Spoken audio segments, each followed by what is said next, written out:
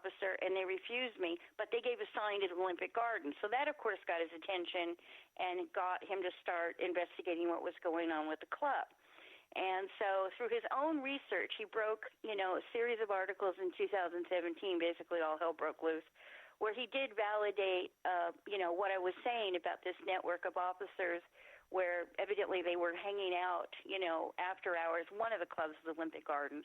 And then there's another one I know that's owned by a police officer, here in town that they use like a social club.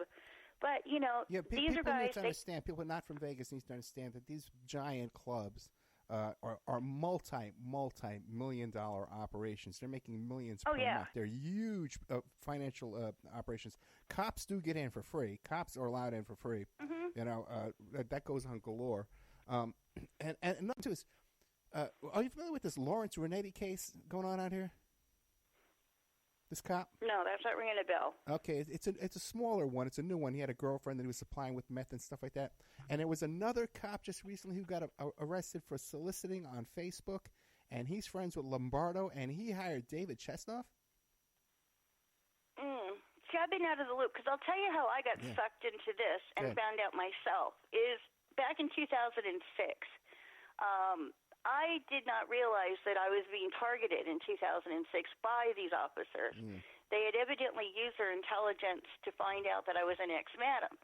And, yes, they're cops, and then they have these prostitutes that they were recruiting out of the jail, but they didn't have any madams to help them run things, okay? So evidently they decided that they wanted to recruit me. So what they did was... it sounds really crazy, but, again, my ex-husband verified this. They got in between me and him. They started targeting me, sent a guy in after me. They call it a sweetheart con, where a guy comes in sweet-talking you. And, all of a sudden my husband just disappears. I find out later that they had been sending him letters and, also sending letters supposedly for me claiming I wanted a divorce, basically getting in between my marriage. They got me fired. They got me evicted. And at the time, I didn't know what was going on. So to get me, financially strapped. And then this guy comes in acting like, my knight in shining armor. And, of course, he starts... he knows that I'm in recovery, so he's going to meetings with me. He's taking me to barbecues, and introducing me to all his cop friends. So I'm thinking he's this really nice guy with cop friends. And he spent almost a year, essentially, getting to know my family, getting to know my daughter, really sort of ingratiating himself into my life. And then he told me what's really going on. Once he figured he was really well ingrained in there, and also knew where everybody in my family lived, and my daughter went to school. And, because this is how they operate, they find out everything about you so that you feel that you've got no way out, essentially. And then they sort of pop on you what's really going on. So, yeah, there were these barbecues that to the outside world look like it's just a bunch of, guys in law enforcement that are getting together with their girlfriends in the park, kind of a thing. But they don't realize that this is how they call it grooming, where you're getting comfortable, you're off guard, you're getting to know people. I mean, I had no idea what was really going on as I'm getting to know these people, not until we're all sort of they're in my life, essentially, and they know everything about me, and then I'm, oh, by the way, and then as I, get hit with, this is what we want you to do. And I'm like, are you kidding? I mean, I left this. I have a small child. I'm not going back to this. And then I got hit with, oh, no, everything's set. You'll never go to jail because of control over the jail. And that's when they were showing me how everything is set up through the police, the judges, everything was to try to convince me that I would never go to jail if I got involved with these people. And in trying to get away from them myself, I'm realizing how are these victims getting away also. I was able to, relocate, hide myself, get my mother. My mother had to sell her house to get away from these people. My mother literally had to sell her house so I could get her to safety. I had to change my daughter's school. I mean, I had to go through all this stuff in order to get, physically safe. This is why I'm saying, we need to set up a separate system to get away from these people. And then, this is what I'm saying. So at the time, I knew the whole network intimately because they were trying to recruit me. Now, obviously, with Operation Dollhouse, and they realized that I was trying to help the women get out from under them, all hell's breaking loose at that point, and I'm declared like public enemy number one, and then they're trying to kill me. So, I'm not in the same position with them that I was before. And even till today, you live in fear even till today, right? I'm sorry? You live in constant fear even until today. Absolutely. I mean, just last November, that they spent 2 cops showed up at my door trying to tear down my door without a warrant. And a couple of days ago, cops were at my door for half an hour trying to literally shove in my security door with no warrant, no reason for being there. I have no idea why they're trying to get through my door. I can only, extrapolate if there's no warrant and no legitimate reason. They're trying to get in to kill me. That's the only thing I can think of. And you said, when we were talking about that before, you think that's connected to the Shane Valentine case? Well, the incident a couple of days ago, again, I don't think they just randomly decided to go through my door. So I go online and I'm looking online and I see, like I said, these hearings coming up with the judge. And I'm thinking, obviously somebody maybe is a little worried that I'm going to show up and say something. Maybe they were trying to make sure I didn't appear. That's what I'm making a guess about. As to what it could be. Because, it's more than the judge that's involved in this whole thing. And the judge isn't an innocent victim either. I mean, like I was telling you off air, she's got this bogus warrant she issued on my ass. So she's not an innocent victim here. A couple of things, Jody. You've got to watch our language because we're going to be on AM radio. And keep in mind, too, that even people locally here in Vegas are not that familiar with the Shane Valentine case. And people forget it in California, Nevada, and Utah. They haven't heard of that at all. So give it what happened with the Shane Valentine pimp. Well, I don't, and again, I don't know if what I'm hearing is true. Okay. I mean, I don't know all about, yada, yada. I just know that, here are these cops that, and to give more context, you have to look back at time that at one point in time, Oscar Goodman was trying to bring in a brothel a legal brothel to where the Mom Museum now sits. He was on a big campaign to bring in a legal brothel. So he was, courting investors. Now, at the time, he was also getting Metro in behind this, the Metro officers behind this, because he had the Metro officer that also owned, again, this strip club.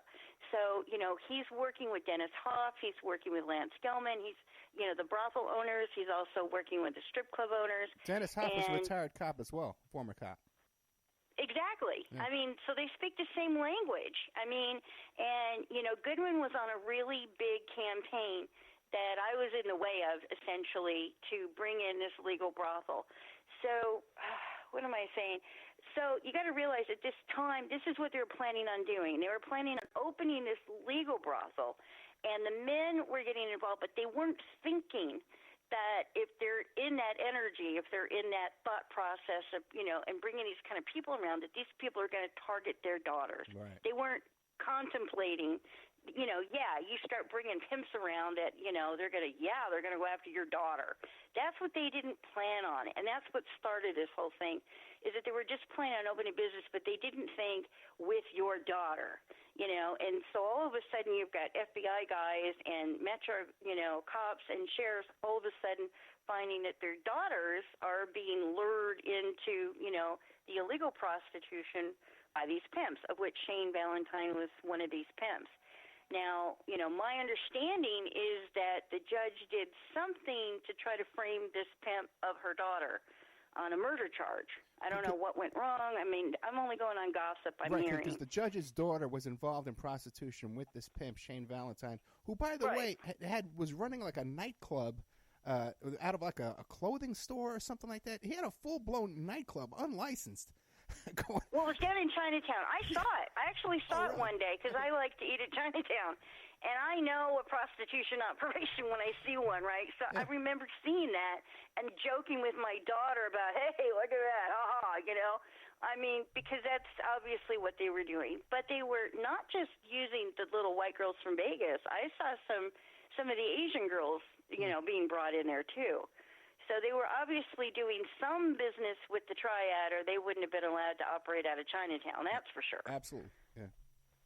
Okay. You know, but yeah, that's what they were doing. They had the front during the day that looked like it was, you know, stores down there in Chinatown, and then at night you'd hear the music going and the club would open, you know, and they'd bring in their girls. Yeah, unbelievable. Like right under their nose. There's so many different kind of licensing and enforcement, code enforcement, all kinds of stuff you got. You know, you can't just open up a nightclub, you know, forget it. I had a nightclub in New York. We had a legal nightclub. We got shut down. Well, that's when I saw it, I'm like, in my mind, I'm going, they got to have some Triad friends or that wouldn't be happening, you know? Okay, we're going to have to take a commercial break, but is there anything else about that Shane Valentine story you want to share with us before we break? Well, I just think it is a little dangerous when you've got a judge that thinks she can just issue warrants against somebody she's pissed at like she did with Shane, yeah. Right. And that was another thing, too, where the police were involved in this operation and there were no arrests being made and it was allowed to continue. Mm-hmm. And Shane has a murder warrant out for him now? A murder conviction? I don't know. Like I said, I only know rumors. It's supposedly yes. But, I mean, it doesn't surprise me because I had that phony warrant that she signed against me also. And how is that you have an open case with that now? Has that been cleared up? I didn't have a choice. Okay. I was hauled in front of a judge on this bogus warrant, you know, that this Judge Melanie had issued for me, supposedly, on a complaint I never even seen, never got served with, nothing. And I got told that if I pleaded not guilty, I was going to be held over for trial, yada, yada. But, you know, again, no contest, I got let go. I had a juvenile age sick daughter at home. What the hell am I going to say? I'm going to say no contest and get my ass out of there. Yeah, we were just talking about that the other day, too. That, a statistic came out that 70% of people in the jails, the local jails, haven't been convicted of anything yet. And when you think of how many people have to plead guilty because you have to go to work. You got to, you know, you can plead guilty, they'll let you walk right out the door. If not, they're going to hold you for a month until your next court appearance. Could be 3 months. So my daughter was at home in Tonopah, which is 8 hours away from Las Vegas, by herself. I had been held in custody 3 weeks without bail because it was a warrant. I had to get back to my daughter. I had no choice. Right. They told me, plead no contest, get out today. Fine, no, I'm out of here, you know? It's not always a child. You know, many times it's a child at home that needs to be cared for, but it was even your pets. You got to go home and feed your pets. Yep. You know, or you got to go home. I got 2 dogs and a cat. Yeah. You'll get fired the next day if you don't show up for work the next morning. So many people. Oh, if I had a job, I would have been fired because they weren't letting me out on any bail because it was the warrant that she had issued on me. So many of these cases where you see people plead guilty and they have a conviction, it's because of exactly that type of situation. You can plead guilty and walk right out. Or if you don't plead guilty, you're sitting there, could be 3 months waiting for your next hearing, which could, again, be another 3 months after that. So we're going to be right back. And here's my options. I go to a lawyer about it, and he tells me that when I get out, he says if you go back in and get it overturned and contest this thing, he said you're liable to get them so pissed that you contested it, they'll throw the book at you. That's another thing. So it was better to leave it alone. Right, because if you go to trial on these kind of cases, even if you're not guilty and you have a decent lawyer, you'd be lucky if you get a decent lawyer in this town, especially. You can be facing 5 years on something stupid. Anyway, let's keep going. We're with Jody Williams, who runs the organization SexWorkersAnonymous.net. She's advocating for women being trafficked and caught up in this lifestyle and trying to get them out. Jody's the real deal. She has all this information. I found her by accident. It's not like she's a frequent flyer, does all these radio shows and stuff like that. She's pretty much a homebody, and we found each other by accident, you know, and really knows what she's talking. Yeah, so it's not like either one of us was inserted into the other one's life. It was a total random introduction. So we'll be right back with more of Jody Williams after these messages. Are you ready to change your life, but don't know how to start? Is your stress and worries keeping you awake at night? Have you been battling grief, anxiety, or depression all alone? Have you lost touch with your own sense of being or spirituality? Soul Free Therapies offers professional and affordable live video streaming counseling and coaching services from the comfort of your own home. Sessions offered in English, Spanish, and Portuguese. Go to our website at www.soul-free.com and book your first session today.